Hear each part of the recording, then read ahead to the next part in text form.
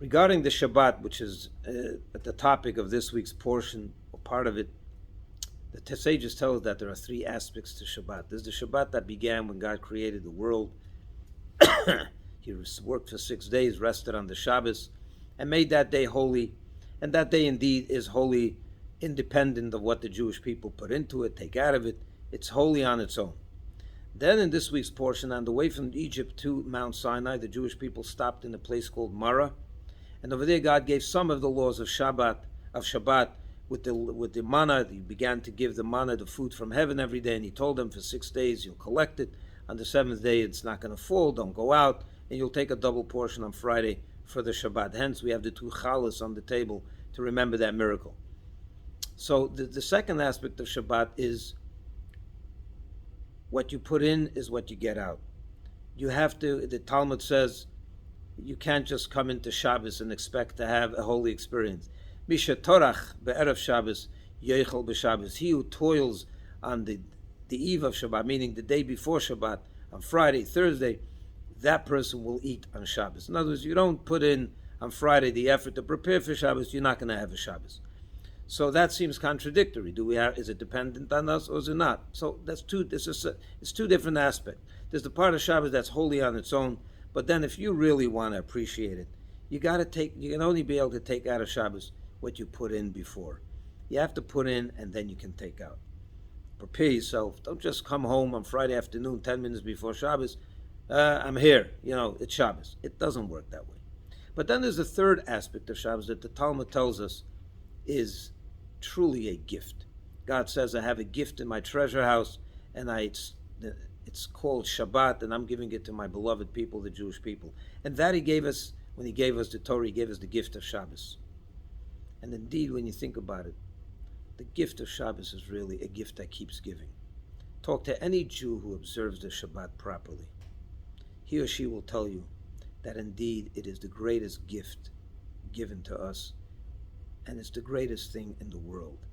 It's a day that you can tear away from everything, shut everything down, which we're supposed to do, and just enjoy real relationships, face-to-face relationships, whether it's our family, whether it's our friends in shul, whether it's God.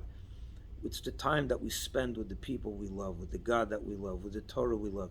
It is a gift that keeps on giving. There's an old statement that says the Jewish people didn't keep the Shabbos. It's the Shabbos that kept the Jewish people. And here we have an interesting relationship between the Jews and Shabbat. You see, when you talk about a gift, what's a gift? A gift is someone, you give something to someone, even if that person didn't completely earn it, you're giving more than that person earned. But why are you giving it to that person? Because some kind of relationship, he did something beneficial to you, he made you happy about something, for which reason you're giving them that gift. You're not giving gifts to strangers. On the other hand, it's not a paycheck either. A paycheck, you put in 8 hours, you get what you put in. It's like the second level of Shabbos. What you put in is what you get out. There's a third level of Shabbos, which is a gift. A gift is more than what you put in, but you got to have some relationship to it. The Jewish people, their relationship with Shabbos is such that indeed for 3,500 years we put ourselves out for the Shabbos. We kept the Shabbos through thick and thin. But look what we got back in return. We got so much more than what we put in. It's really a gift in that sense. It's not a paycheck. We get more out of Shabbos than what we put into it.